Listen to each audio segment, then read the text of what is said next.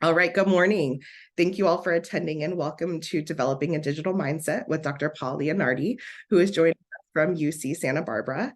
I am Dr. Julie Taylor, one of the leadership faculty at the Speaking Center at JTC. The Speaking Center is a place for students to work on various stages of presentations, mock interviews, and even group presentations. This event is also co-sponsored with the Pathways to Success Title V grant that supports student success in the arts and humanities disciplines. Before we begin, I have a few housekeeping items. If you haven't registered, where you will be entered to win one of Dr. Leonardi's books titled The Digital Mindset, or if you would like extra credit reported to your instructor, please fill out the information. There's going to be a link in the chat, or you can also scan the QR code on the screen. Throughout the presentation, if you have any questions, please add them to the Q&A box and we'll make sure to ask them when appropriate. We are really honored to have Dr. Paul Leonardi with us today. He's an award-winning scholar who has published over 70 articles that appear in top journals across the fields of management, communication, and information systems. Not only an award-winning scholar, but also an award-winning graduate student mentor as well, which is incredibly impressive. Over the past decade, he has consulted regularly with large corporations such as Google, Microsoft, and YouTube on issues of digital transformation and organizational change. We are pleased to be able to be among your audience members and look forward to learning from you. Please join me in welcoming Dr. Paul Leonardi. Hi, good morning, everybody. Thank you for such a nice introduction, Julie. I appreciate it. Let me get my slides going here. All right, you should see those on the screen now. Wonderful. Well, let me just start with a little bit of background and tell you what motivated this book and what's going to motivate the talk that we're going to have today. So I was an undergraduate major at a small liberal arts college in communication and Spanish. And I didn't really know a whole lot about technology and was a little bit scared of it, to be completely honest. And over the years, as I moved out into the working world and then went back to graduate school, I really started to gain an appreciation for why and how technology was shaping and reshaping the way we interact with one another. And that led me to really want to understand how can we use technologies to improve our workplaces, to improve how we interact and communicate better with people that are close to us and our loved ones. And ultimately, I decided that if I needed to figure out how to do this better, I probably had to understand a little bit more about how technology worked. So I ended up going to Stanford University and getting my PhD in the School of Engineering. And along the way, what I realized was that you can build a whole lot of skills in how to use technology. So in my PhD classes, we were doing machine learning, for example, and we learned how to program, which I didn't learn how to do as an undergrad as a Spanish major. And that was really tough. But it didn't really help me and didn't really help a lot of the people that I was working with see opportunities for how new technologies could change our work and change our organizations in important ways. So skills were important, but they weren't enough. So I really started to do a program of research that has lasted now almost 20 years that tried to explore what does it take for people entering the workforce and people who are really senior in organizations to develop the right kind of approach to digital technology and change. And that's what I'm going to talk about today. And my goal in the next hour that we have together is to give you a sense of what a digital mindset actually is and how you might go about developing one. And I'm going to talk about what some of the senior leaders that you're going to be working for in your organizations as you leave school are confronting, what problems they're dealing with, issues that they're struggling with, and how you might think about the kinds of learning, the kinds of development that you need to do so you can make sure that you're helping them as they're struggling with those issues, and so that you can have a really fast launch into this digital workplace. So that's what we're going to be covering over the next hour or so.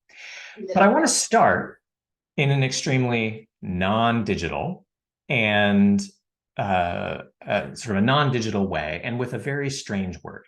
So the strange word that I want you to look at is on the screen right here, and it's called affordances. And affordances is a term that's used a lot in the discipline of design science. So product designers try to think about, how do I create an object or a technology or a product in a way that affords a certain kind of action, right? So it gives people the opportunity to do something that maybe they couldn't do before. And from a designer's perspective, what you want to do is you want to build the affordance into the object so it's very easily perceivable.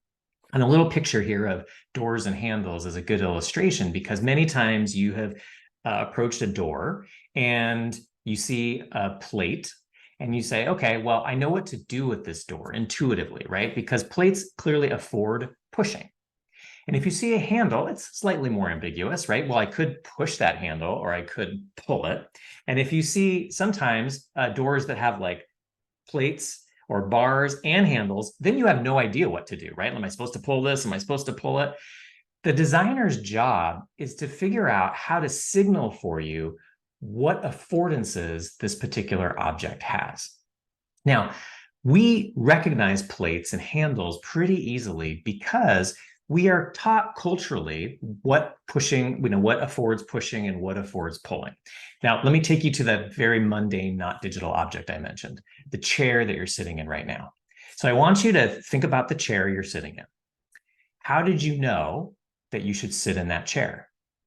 Well, because from a very early age, in your first, as you're first learning to eat, your parents sit you down in a chair at the table. When you go to school, you're sitting in a chair at a desk.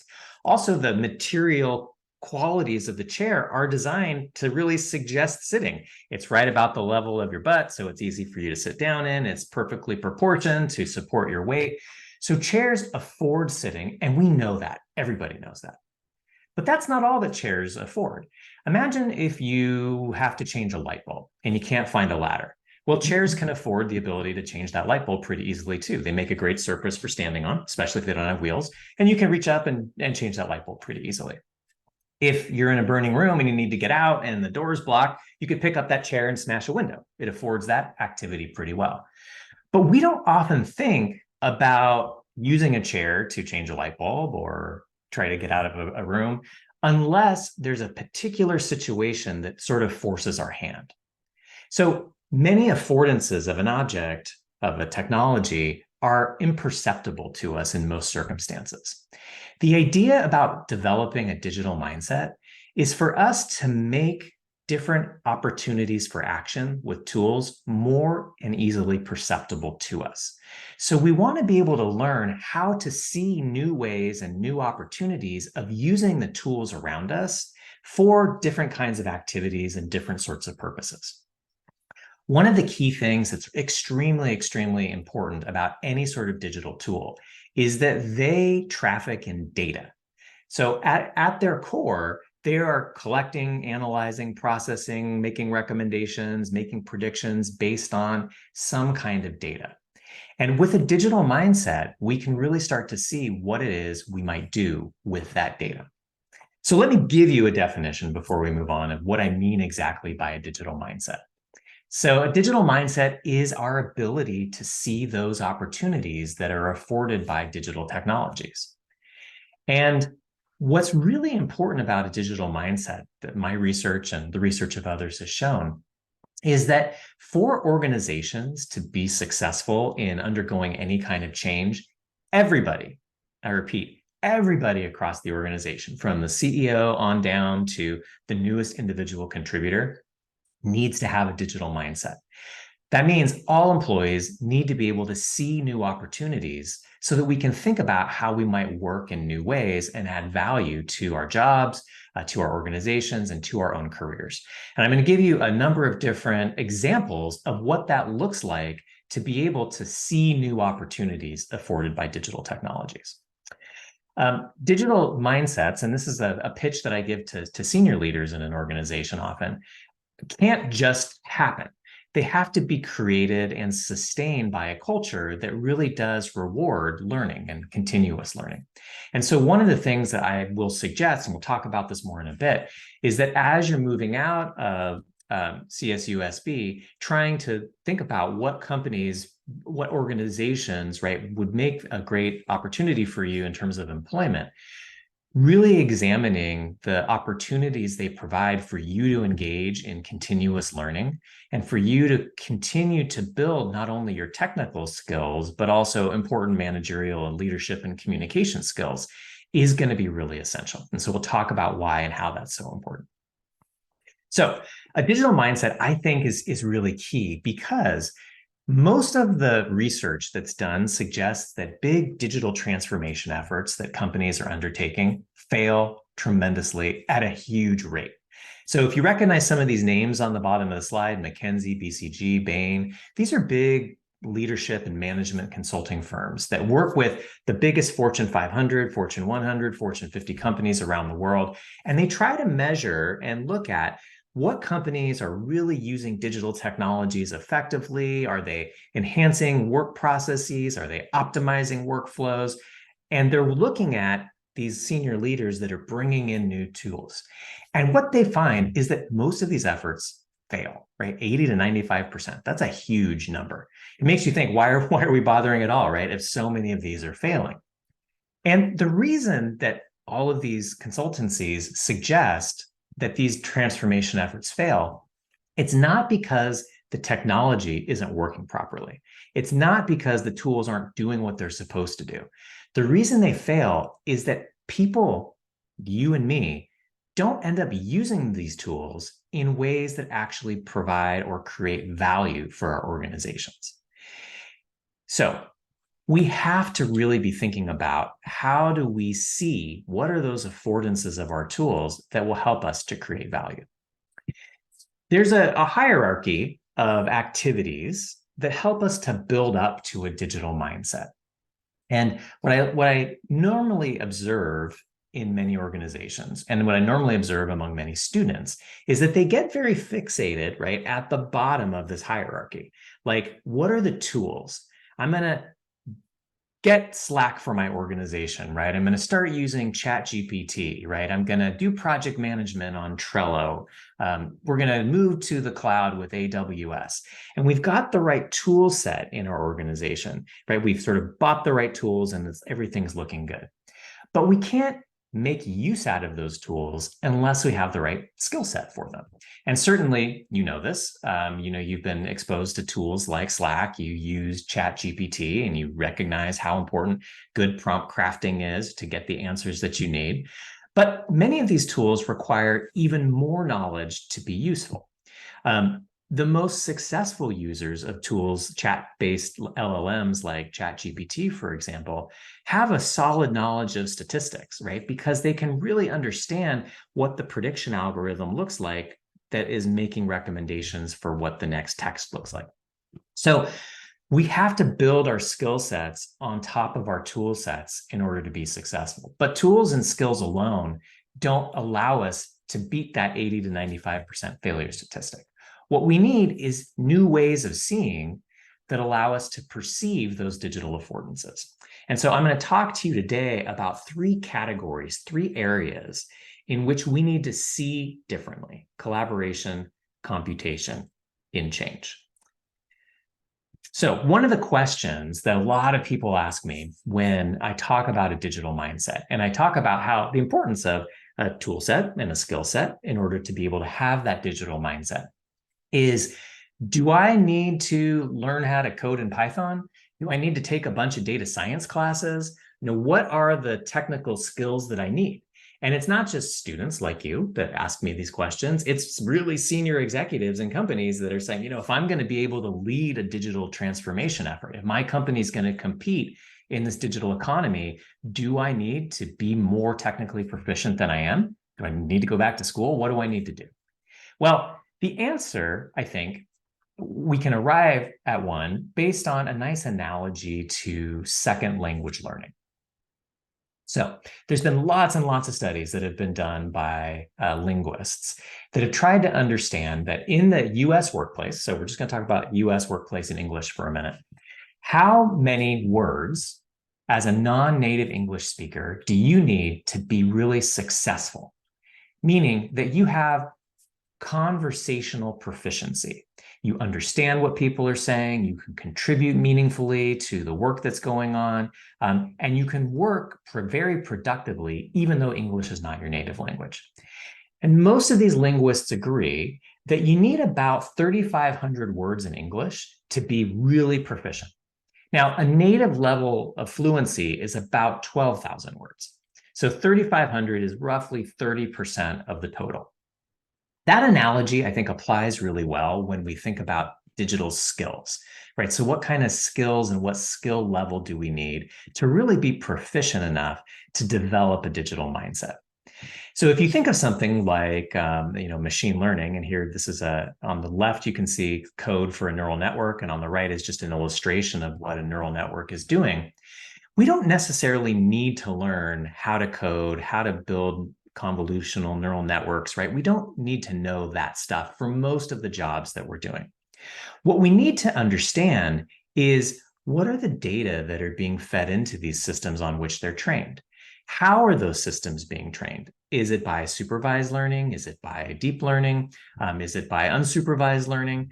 How are decisions being made about whether to classify those systems? How do we decide what counts as a cat or counts as a dog when we're looking at a picture? If the tool is making recommendations for us, predictions about what's likely to happen, what's the confidence level that those predictions are being made in? And can we really trust and believe them? These are the kinds of things that we need to know that give us a proficiency in skills to be able to talk conversationally about technology. It's really, really important that everybody at the table speaks the language of technology today. Just like we might learn a second language, right? We would learn Spanish or French or Bengali. We need to learn the language of technology in order to speak intelligibly and use our digital tools intelligibly as well. One of the things that we really try to do in that digital mindset book, if you happen to look at a copy, is in the first couple of chapters, we really try to say, what's the 30% that you need to know about AI and machine learning, about data science, about statistics, to help us get to that level of proficiency that allows us to be successful. We call that level of proficiency the 30% rule, meaning that if you can get to that 30% of skills, you'll be able to really develop a new approach to thinking about those three issues that I mentioned before that are so important: collaboration, computation, and change. So what I'm going to do is I'm going to give you some examples of what it looks like to have a digital mindset in each of these three areas: collaboration, computation, and change. And I'm going to talk about what might you need to know and how did the people in the examples that I give you develop that kind of skill set so that they could think about collaboration, computation, and change in new ways. So the first one that we're going to talk about is collaboration. And I think most of us are pretty familiar and comfortable with the word collaboration. We know that it entails amount of interaction that we have with other people. But in the digital world, that collaboration tends to look a bit different than it has in the past. We are collaborating with people that we're not co-located with extremely often. That's especially true now after the pandemic, as so many workplaces have gone to hybrid and remote kinds of work arrangements. So thinking about how we use digital tools as one of, if not the primary platform for collaboration is really important. We're also increasingly being asked to collaborate with machines. So using AI and other kinds of machine learning tools as teammates, answering questions for us, becoming aids to our decisions, and thinking about how we use and how we interact with those tools is going to be increasingly important for our own success in the workplace. I'm not going to talk about AI right now when I talk about collaboration. I'll bring it up again more when we talk about change. So for now, I'm just going to focus a little bit on what does it look like to think about communicating and collaborating with other people in a digital environment. And I want to start with the story. And the story is about a woman named Jenna. So Jenna worked for a large financial services company, and they were headquartered in the San Francisco Bay Area. And Jenna had worked at this company for about 3 years. She was in her late 20s, and she had worked on a team in the financial services organization that was really co-located in her office. Every once in a while, somebody kind of phoned into the team, and they had a platform. They used WebEx to have people join the team from other locations around the country where the company had offices. But primarily, she worked on this co-located team. She was doing really well, and she got a promotion, and that promotion was on a team that was distributed. So some of the people on the team were in the California office where she was. Other people on the team were in Texas, some were in North Carolina, and some were on the East Coast in New York. And the majority of the team was actually in Texas. So that had the biggest nucleus of people that were on this team in Texas. Jenna went to work on this new team. She thought she was doing a great job, communicating primarily through digital tools like Microsoft Teams, Slack, those kinds of tools that you're likely familiar with. And it came up to be time for her first performance evaluation. And Jenna got the worst evaluation that she'd received in the 3 years that she'd worked at this company. And she was shocked. She's like, well, but I'm doing a good job. I'm meeting the milestones. What's up? And her boss said, Jenna, the problem is the team doesn't trust you. They're not really sure that you're there when you need them to be, when they need you to be there. They're not really sure they can count on you. And yeah, you're achieving most of the milestones that we've given you, but trust is really important. And if your team doesn't trust you, you can't be successful at this company. And Jenna was like, well, what's going on? What am I doing? What am I doing wrong?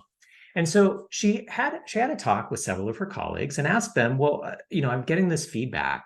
What's up? And her colleagues were actually pretty honest with her. And they said, Jenna, the issue is that, you're just not around very often. We message you, you don't message us back. We don't know what you're working on. And, 2 weeks later, you give us something and we had no visibility into what you were doing this whole time. And what Jenna began to realize was that when she was working in the office, she didn't need to do a whole lot of extra communication about her activities because she was easily perceptible to everybody that was there. She could easily, walk to see her colleagues. They walked by her desk and they could see her working on things. She would meet them right at the proverbial water cooler, the coffee machine, and she would say, "Oh, I'm struggling with this." So they were getting updates and they were getting a sense of what she was working on, and they could see her across the hallway. So if they needed her, they knew they could reach out. Even if they didn't need to reach out, they felt like they could. So what Jenna had to figure out was, how do I do that? How do I make myself present to my colleagues when I don't share the same context with them, when I can't see them on the same basis? So Jenna did a number of things that people that we interviewed shared in common to create what we call digital presence. When by digital presence, I mean the ability to really to be available, right? To be known by your colleagues so that they have a sense of what you're doing and where you are. And there are a number of things that people like Jenna do to stay top of mind. One thing that always sort of strikes me as kind of funny, but that we see people do very often, and it's quite effective, is creating a sense of curiosity, right? So a lot of times they'll email folks or they'll send a message on Slack that's a little bit cryptic, right? And they'll be like, oh, I'm working on something exciting, or I've got some great news, or I'd really love to chat with you. And the message doesn't tell exactly what is everything that we want to focus on, or what are all of the things that I might want to talk to you about. But what it does psychologically for the people that we're interacting with is that it makes them orient towards you and think about you, right? If you get a message like that, like I've got some exciting news, right, from one of your friends, what do? You're like, what's that news? Like, I want to know. And you start thinking about what could it be? These are activities, right, that help to keep us top of mind with our colleagues. Another thing that people like Jenna did that work really successfully is they really think about communicating on someone else's timeline, not their own. And this is really important when we're working with colleagues from which we're separated in time and space. So if I'm working with someone on the East Coast who's 3 hours ahead of me, and the first thing I do when I come in the morning is send them an update on things that I've been working on, that update arrives right when they're headed out to lunch. So what's more important, right? What works better is to think about, when is the person that I am trying to communicate with going to be the most perceptive and the most receptive to the information that I'm communicating? And so thinking about when I might move my messaging, right? When I might reach out to people so that they're going to be in the position to really hear what I have to say or interact with my content is really important. Also, lots of informal communication is really, really key, the research shows, to making us be present to our colleagues. So reaching out to share things about ourselves, talk about our favorite soccer team, right, that just won a match on the company's social networking site, for example, are ways that we help to show our colleagues that we're there. And all of the research suggests that this really helps us to build trust. It's that informal kind of non-work communication that lubricates all of the work-related interactions that we have. And those things happen naturally when we're co-located in an office, but they don't happen very naturally when we're separated by time and space and communicating via different tools. So it's really incumbent upon us to do that. The last thing I'll highlight that Jenna did that worked really effectively was she sent many proactive updates to her boss.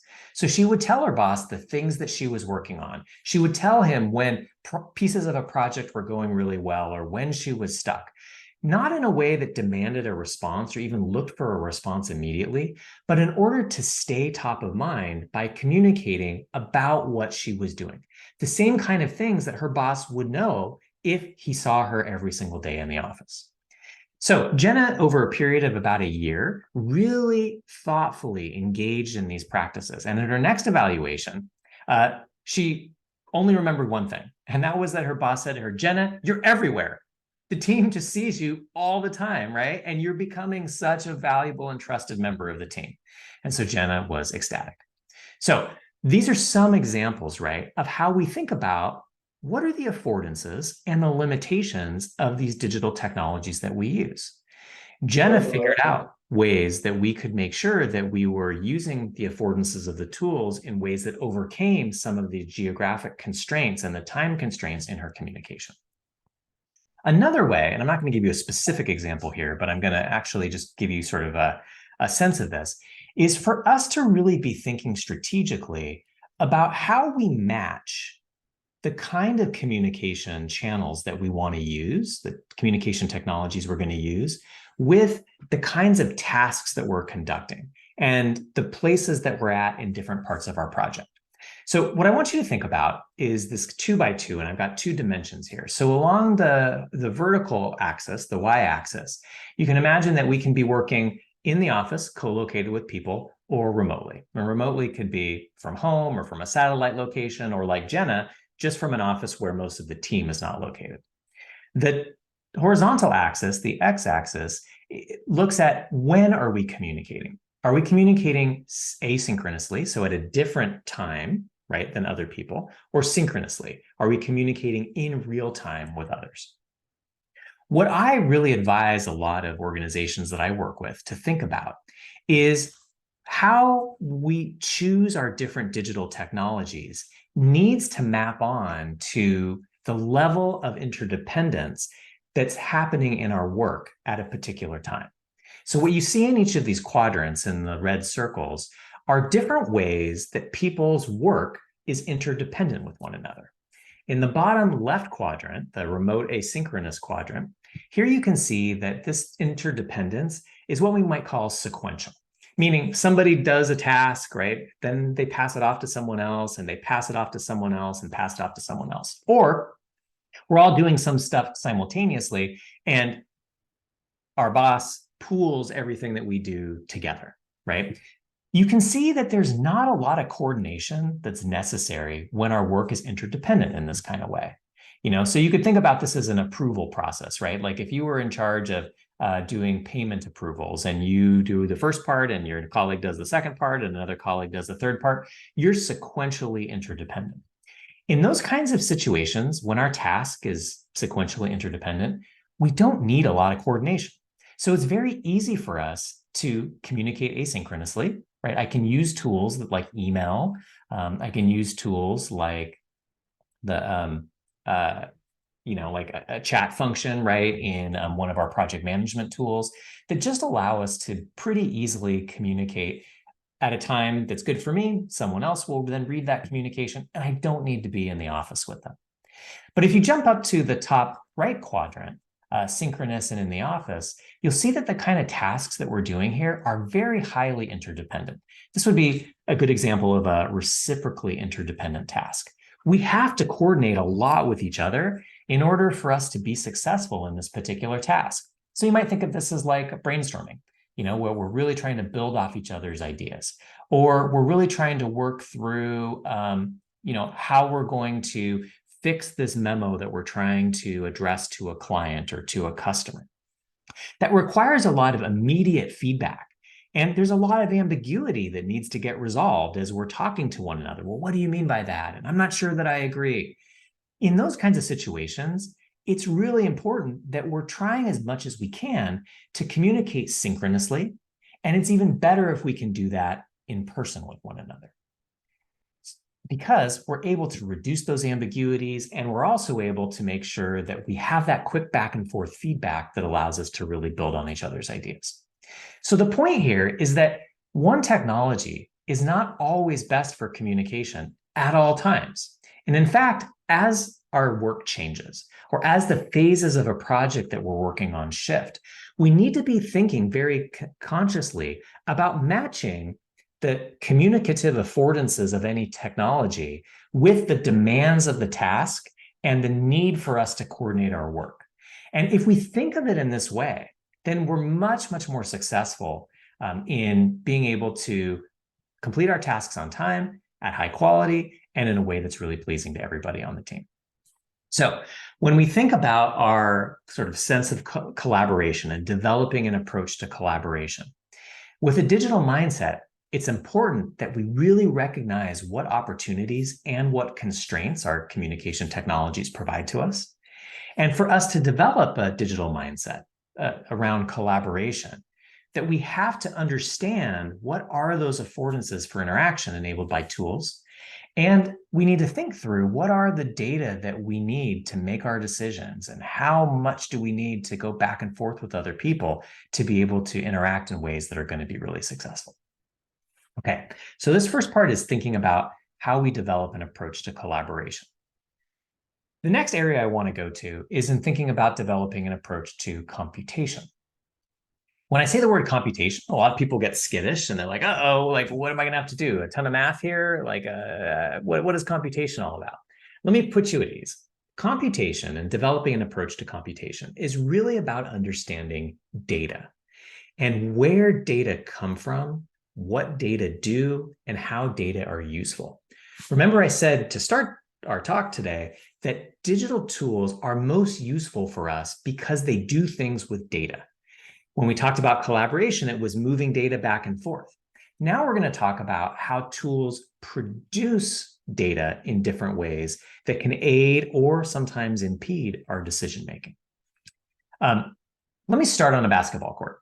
So most collegiate and NBA basketball stadiums these days are outfitted with sensors everywhere.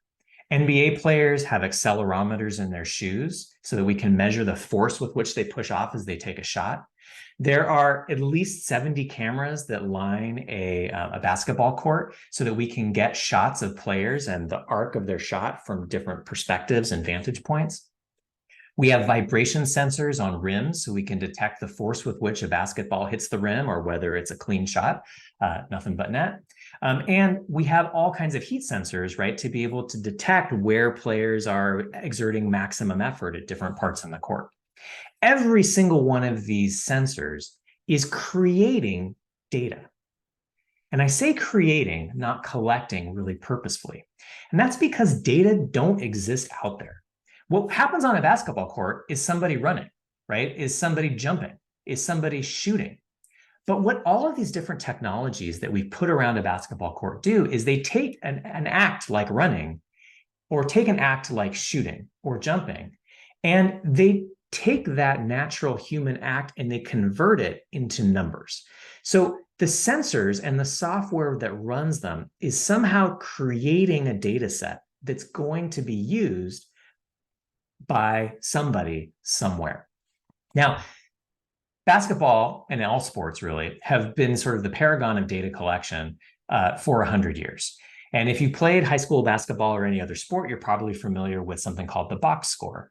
And the box score really is just that. It's a big box on a sheet where the team manager will measure things or will record things like how many shots did somebody take, how many attempts, how many baskets went in, how many free throws, how many three-pointers, right? How many assists, how many rebounds. And these statistics are all captured and recorded. And the worth of players, the monetary worth of players, is often based on what they look like on a box score. Well, that box score is getting blown up because of all of these sensors and different kinds of technologies. And our analysis now is much, much more complex. So I love this little chart. This is a chart that's done based on the compilation of a bunch of different sensor and camera data for LeBron James. And if you're not an American basketball aficionado, LeBron James is arguably one of the best players to play the game, plays for the Los Angeles Lakers. And what this chart does is it assembles all of these data points to look at where does LeBron shoot from most often. So the size of the hexagon will tell us how often he shoots from that position. So if the hexagon's small, he doesn't shoot from there very often, but if the hexagon's large, he shoots from there a lot. And the color will tell us how often he tends to make a shot from that spot. So the darker the color, the more orangey red, the more likely he is to make a shot from that position. And the greener the color, the lighter, the less likely he is to make a shot. So what you see is LeBron is pretty masterful at making shots right inside the key, right under the rim. He's amazing at making baskets from there. He's also pretty good right outside the three-point line. But he struggles right inside the three-point line, particularly on the right side of the court. But he loves to shoot from that part of the court. So if you have this kind of data and you're a coach, what might you suggest to your players when they're on defense? You want to push LeBron to shoot from right inside that three-point line on the right side of the court because he's going to want to shoot from there, but he's not likely to make it. And what you want to do is you want to keep him boxed out of right under the basket, because if he gets in that zone, he's much more likely to make a shot. So the data that we're collecting now allow us to think about how we coach, how we value players in different ways. One player who played for Miami Heat for a number of years, named Shane Battier, was incredibly good intuitively at forcing players to shoot from their zones of least efficiency, meaning that he forced players like LeBron to shoot from those areas where they were less likely to make a basket. But you probably never heard of Shane Battier before. And the reason is because we don't have a good metric that we use to capture someone's success at pushing other players into their zones of least efficiency. Think about that. All those words I just said are much more difficult to capture than whether somebody made a free throw or not. And the fact that we don't have those kinds of data means that certain kinds of players get undervalued, while other kinds of players for whom we collect lots of data are potentially overvalued. The important point that I want you to take away from this story of the basketball court is that we are constantly making choices about what kind of data we're going to collect. And the data that we do collect ends up being really important for our decision-making because we have classification schemes that give legitimacy to that data. Much like the box score gives legitimacy to certain players and perhaps delegitimizes or undervalues other players. It's our job as people developing a good digital mindset to understand this process. We need to understand how the different kinds of technologies that we put out on the basketball court are collecting data. We also need to understand what data they're not collecting. We also need to understand how the categorization and classification schemes we use push our attention in certain directions and push our values in certain directions and not in others. We don't need to necessarily understand all the algorithmic processing that's done to move from sensor data to these dots. But what we do need to understand is what those dots can and cannot tell us. And for that, let me take you to one more example. This example is on an IT team at a large research facility in Colorado. The researchers at this facility are researchers that do atmospheric weather science. And so they provide a lot of the reports that ultimately feed weather forecasts that you see on the news or that you see on your phone. And what happened at this organization was the IT help desk team, so the team that you would call up if you're having computer problems or you had a network storage issue, was recently reorganized. So they used to have people that worked together on project teams. And they moved into what they called a functional structure. For those of you who have taken some management classes, you might know what this is, that they put everybody who did the same kind of job together on one team. So everyone who's in the same function was grouped together. But because these technicians had never worked together before and now were put on a team, they didn't really know who had the most expertise and who had the most skills. And that's really important in work like IT help desk, because I'm often going to get a problem assigned to me that I don't know how to solve. And so I've got to know who to call up, right? Who to turn to in order to get the information, get the answers that will help me solve that problem. So when technicians on this team that didn't know each other had to figure out who are the experts that can help me, they use a proxy for expertise that I think is probably pretty common, and one that I certainly would use, and I imagine you would too. They looked at experience or seniority as a proxy for expertise. So they said, well, the people that have been here the longest probably know the most about how to solve these problems, so I'll turn to them for help with my decision making. Make sense? Right? So you're going to go to the person who gives you some visible cue about their likely level of expertise. And age, tenure, seniority, and job level are all things that might give us the indication that somebody's an expert. What my research team and I did was that we spent about 6 months at this organization. And what we found was that we could track who people went to for advice over time. And what you'll see is I've given you the sort of pseudonyms of a number of people on this team on the right-hand side of the screen. Diane and Ted are the oldest and the most senior people on the team. Kelly and Jen are the youngest, most junior people on the team. And what I present here in this scatter plot is called a centrality score. So what we're looking at is how central is each person on the team to the flow of information and the flow of advice seeking that happens on this team. If you have a 1, that means everybody's coming to you constantly, right? Asking for help and information about how to solve a problem. If you have a 0, nobody's coming to you. So this new team started in January of the calendar year, and the IT department leader gave them a new technology. It's called a help desk queuing system that would allow them to see what other people did in solving problems and record how they solve problems. And the idea was this would help with knowledge sharing. Okay, so what you see happen is that in January, Diane and Ted, the 2 most senior, oldest people on the team, are getting sought for advice all the time. But by the end of July of that same year, there's a complete inversion of these centrality scores. So Diane and Ted are barely being sought for advice at all. Nobody's going to them to get their issues fixed. And all of the technicians are going to more junior people like Jen, who's being sought for advice by everybody. So what happened, right? Why did this change occur? Well, as I told you at the beginning, everyone had to use proxies to try to figure out who was the most expert because nobody knew each other. But because they were using this new digital tool that recorded what people did when they solved problems and they wrote documentation about it, over time, technicians could go into the tool and read what someone did to solve a problem. So they would read what Jen did compared to what Diane did, and they would say, oh, wow, Jen really did this much better than Diane did. She solved this problem much better. She must have more expertise in this area. So the data that got captured into this tool allowed me to give new inference about who had the most expertise.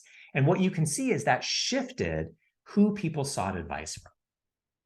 So the IT director saw, a version of this kind of chart. And he said, I knew it.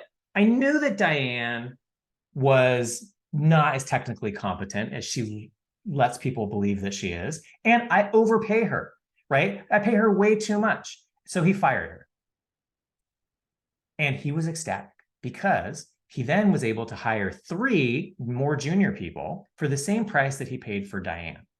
And he waited for the first customer service evaluations to come in from across the organization.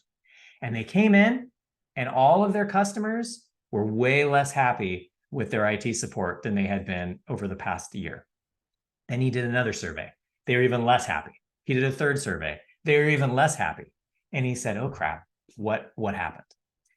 And I'll tell you what happened. The tool captured a very particular kind of expertise.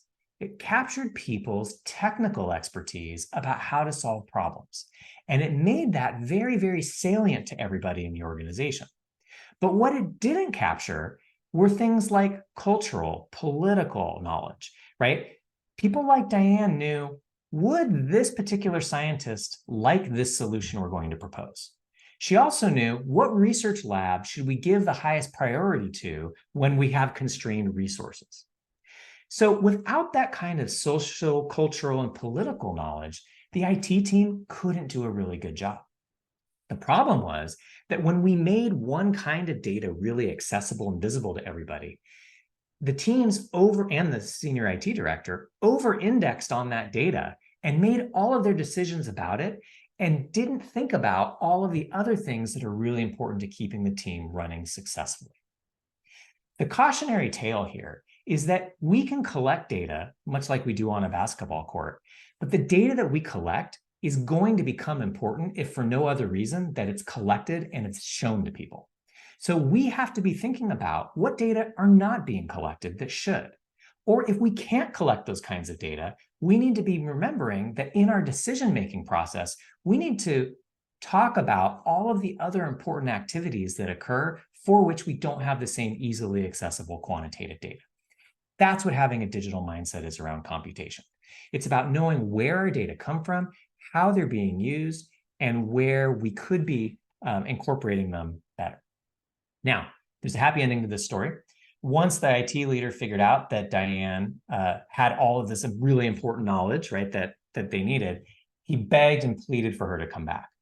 Diane said, yes, I will come back at a 30% salary increase. And he hired her back. And then my team worked with him to figure out, how do we now help to capture some of this social, cultural, political knowledge so that it has equal footing in our decision-making with technical knowledge. Okay, so when we're developing our approach to computation, we have to make sure that we know what's quantified and what's not. We have to pay constant attention to how our data are being produced. And we develop our approach to computation by thinking through, what are the sources of data that we have available? Which ones do we need? Which ones are not easily accessible to us? And we have to advocate for those activities that aren't easily quantifiable. The last area is about change, that we need to make sure we're constantly thinking through how we develop an approach to change in the digital age. A lot of senior leaders in companies that I talk to use a metaphor of change when I talk with them, like a pebble dropping into a pond. So the waters are nice and calm, and I'm going to start some initiative, right? Some policy change or introduce some new technology. And I'm going to drop it in, and that's going to create ripples that are going to go out and disrupt the surface of the water. And maybe those ripples are going to be so violent that they actually change the shape of the shore a little bit, right, as the water erodes the shoreline. But eventually what will happen is then the water will calm down and things will go back to normal. And senior leaders will tell me, then my employees will adjust and things will be just fine. I don't know if change ever worked that way, but I can tell you it doesn't work that way anymore. I think a better metaphor for change in the digital age is much more like an MC Escher drawing, right? So a nice metamorphosis, right? That things are constantly in flux and shifting. And our approach to change needs to recognize that we no longer have long periods of stasis that are punctuated by events of change, and then we have longer periods of stasis. That things are constantly evolving and changing. Why? Because all of those new ways of collecting data, right, are updating the things that we know within an organization. Our AI-based tools are designed to learn in the wild, in the context of use. Their capabilities are constantly changing, right? If you played around with ChatGPT when it was launched in October and you use it today, it's not the same tool it was back in October because it has had millions and millions and billions more data points to learn from and change, and its prediction algorithms have become more refined. So the data is changing, the tools are changing. That means we need to think more thoroughly about how we change. One of the things that I talk with, especially with companies about, especially in the area of AI, is that when we're thinking about how we approach change as we're using new digital technologies, it's useful to have a kind of framework for thinking through how change can and should take place and how we can make change manageable. And I work with leaders on something that I call the STEP model. And the STEP model consists of 4 different steps, for lack of creativity, what I call segmentation, transition, education, and performance. And I'm going to talk to you as students in a different way than I talk to senior leaders about this, but I want you to have a sense of what I normally argue. My argument is this, that when we have individual contributors, team members, right, junior members of our organization, that are working with new digital tools that are constantly changing, we can't know in advance all the time how those tools are going to be useful. What we have to do is give some autonomy and trust that our employees are going to be asking questions about how to best segment their work, meaning they are the ones, you are the ones who are in the best position to figure out, can this new tool that my company is giving me automate some of the tasks that I've been doing? Or can it augment, can it help me to do some of the tasks that I am currently doing, but better? Or does this tool not help me to do any of my tasks at all? That there's no way reliably to know the answer to those questions in advance of deploying these tools in our organizations. So if you're on a marketing team and your boss says, hey, let's figure out how we can use ChatGPT, there are a number of different ways that you could think about trying to see if it's going to be helpful in your work, but we can't know whether any of them will be successful until we actually try. And what I advocate that senior leaders do is provide more junior employees the space to do that kind of testing and to make those recommendations. And if you find yourself in an organization where a senior leader isn't asking you those things, I would encourage you strongly to take it on yourself to say, I've tried using these tools for this purpose. Here's where I think it works effectively. Here's where I think it doesn't work. Because, like I said, they're not going to know. And they're actually going to be very, very impressed ultimately if you can give them a strong sense of where these technologies are likely to help and improve the way that we work. Now, if all we did was look at our tasks, that wouldn't be enough, though. Once we start changing what we do, how much time we're spending doing different activities, that means our work roles begin to change as well. And this is where we move into what I call transition, meaning that our jobs, and you have to expect this, that our jobs are going to be in a constant state of flux, meaning that if you get hired in as a junior marketing assistant, what a junior marketing assistant means in 2023 is going to be different than what a junior marketing assistant means in 2024 and in 2025. The tasks that you will do are going to be different because our evolving use of AI and other kinds of machine learning based tools are going to shift the tasks we do.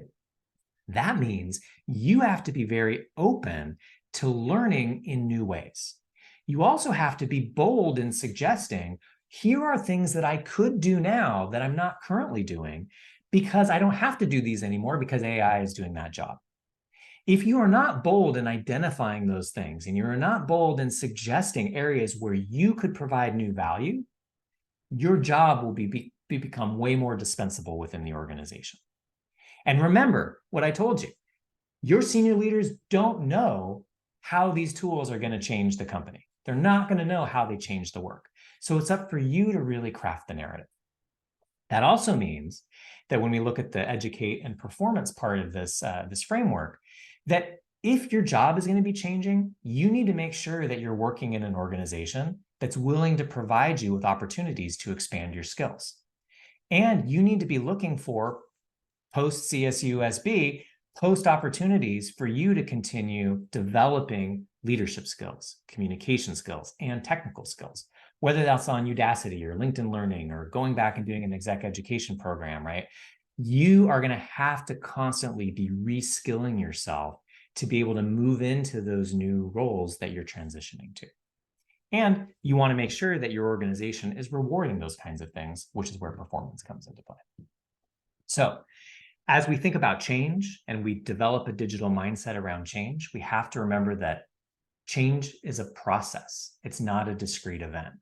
And that we as individual contributors, as junior employees in the organization, contribute to that change by identifying opportunities, by suggesting ways that we can move our tasks to add value, and by constantly working to re-educate ourselves so that we have the skills to move into new places. So I'm just going to end here now with 3 thoughts on the future of work. The first one is that we are going to be constantly working more and more with digital tools.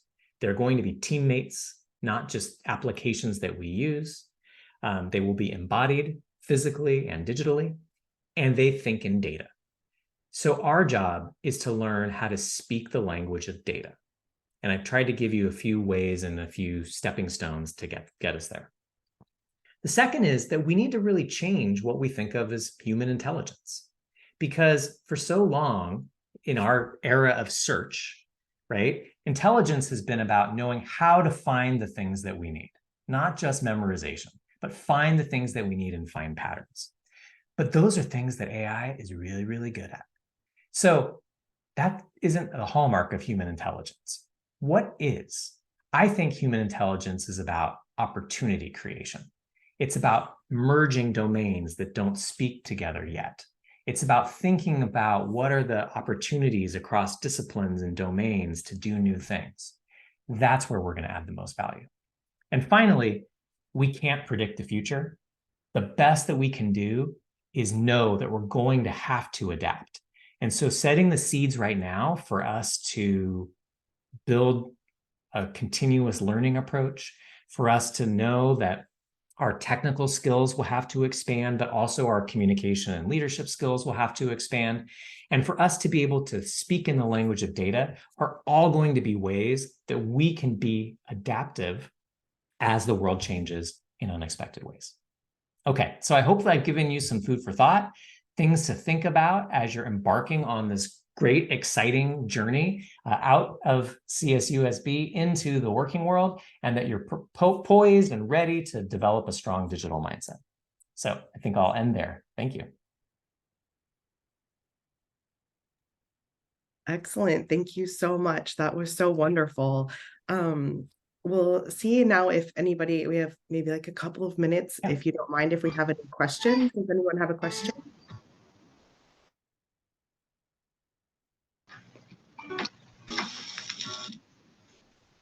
I have a question. Go for it. Yeah, I really like the way you said about you said how data is used in terms of its approach towards, for example, you use the LeBron James example. Data is used specifically towards one area. So once data is used, to embark on improving that task, and then once it's used, then if it's not no longer needed, then we move on to the next task, more embracing it, new opportunities. That was really interesting, I thought. Great. I'm glad that that resonated. I think an important point to really consider there is that there are all kinds of ways of seeing value, right? Yes. And unfortunately, our ways of seeing value are overly constrained often based on the data that we have available to us. Because And there's so so much data. There's so much data. It's so vague. But if we're specifically pointing out to one area, like like quantity versus quality. I think that's really what matters. Quality is what really matters versus quantity. I think that's really important. I think that's what you're pointing out to, if I'm not mistaken. Yeah, good insight. Thank you. Hello, I'm Margaret. I just have a question regarding kind of that area. So, is it more important to find the correct data that we're trying to create and collect? Or in this case, say like for the LeBron James one, they collected one, better yet for the Diane one. In there, they were collecting one specific thing, but it was still useful to have that information. It just wasn't enough information. Is Yeah, that it was useful to have that information. So I'm certainly not suggesting that we shouldn't make use of the data that we have available. What we really need to be thinking about constantly is, does the data that we have available reflect the things that we actually value and the things that we care about and the things that are important? What our tendency often is that whatever data are available to us, the things that they represent become important because we have data about them, right? So it's like, if we have an ability to measure something, those things come to matter. But not everything that matters can be easily measured. So we really have to be thinking through, because we have so much data, because it exists everywhere, that doesn't mean that we have all the answers. It doesn't mean that the things that we care about are necessarily reflected in those data. So our job as perceptive consumers of those data is to be asking the question about, do these data represent the thing we actually care about? Because they may not, right? They may be poor representations of it. And do we even have data about the things that we do care about? The folly in that whole Diane example was that the senior leader over-indexed on the data that was available, right? All of his attention went to, was Diane good technically? And those data suggested she wasn't as good technically as some of the junior people. And I would argue she wasn't. But that wasn't all about where her value was that she provided to the organization. Yeah, so great question. Thanks, Margaret. Thank you very much. Yeah, Matt. Thank you, Paul. Excellent presentation. I took so much away from it today. Your conversation about Diane sort of also brings to mind a bit of, one of the concerns about AI, right, is bias in bias in the data that gets inputted and collected, and how that comes out. And it sort of resonated with me when we think about the issue with Diane. There was a type of bias, and it was a bias towards technical skill, as opposed to these other types of skills that weren't recognized when that data was collected. So the challenge is, as you say, is what data do you collect? How do you think ahead about the data you collect, and how there may be bias in your choice of what data to collect? And I just didn't know if you had any thoughts on that, because what you're saying is that's the job for humans. That is the job for humans. And one of the examples I like to give on this front that resonates probably with everybody in a collegiate audience is university rankings, right? So if you go to US News and World Report or Wall Street Journal or Forbes, right, you are confronted consistently with all these lists of university rankings, and they tell you Princeton's #1, right, and MIT's #2, and whatever, and that the top 4 or 5 interchange occasionally, but not very often.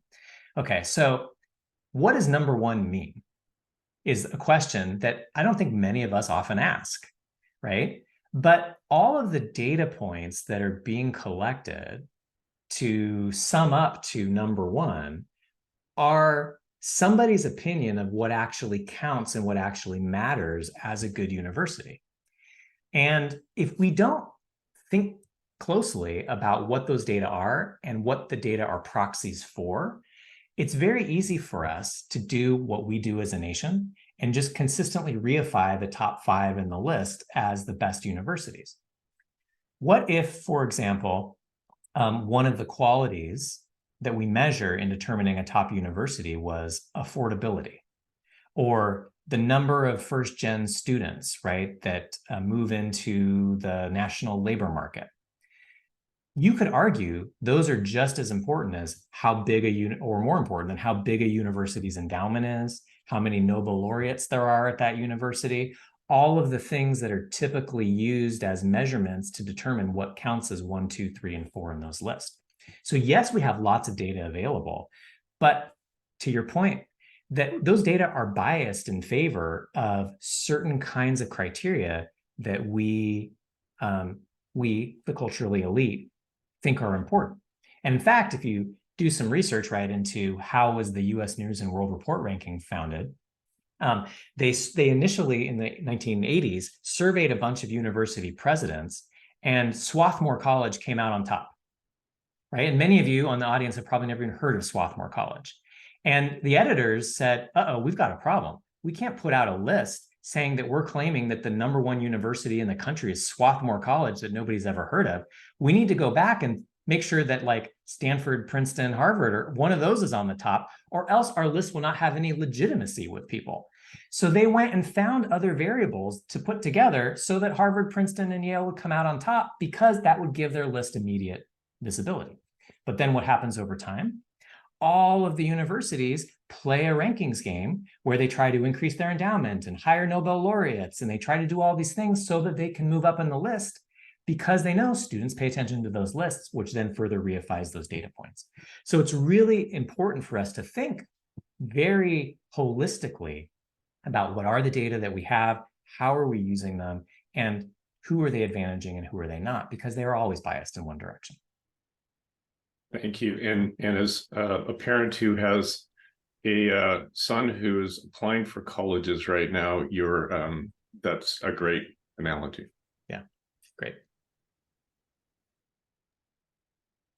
Excellent. We know that you have a busy day, and we had only asked for an hour of your time. So we are so thankful that you gave us bonus time to ask questions. And thank you so much. It was excellent. The chat is just, everyone is saying how wonderful it is. And absolutely, we are so honored to be able to host you and to learn from you today. And so this recording will be posted on both the Pathways to Success website and also under the Speaking Center. We have a page called Archived Recordings. And so we'll post it there as well. Please, if you're hoping to get extra credit, students, please fill out that Qualtrics link. Make sure you have your instructor's name. But again, Dr. Leonardi, thank you so much. It was just excellent. So thank you. My pleasure. Best of luck to everybody. Thanks. Bye.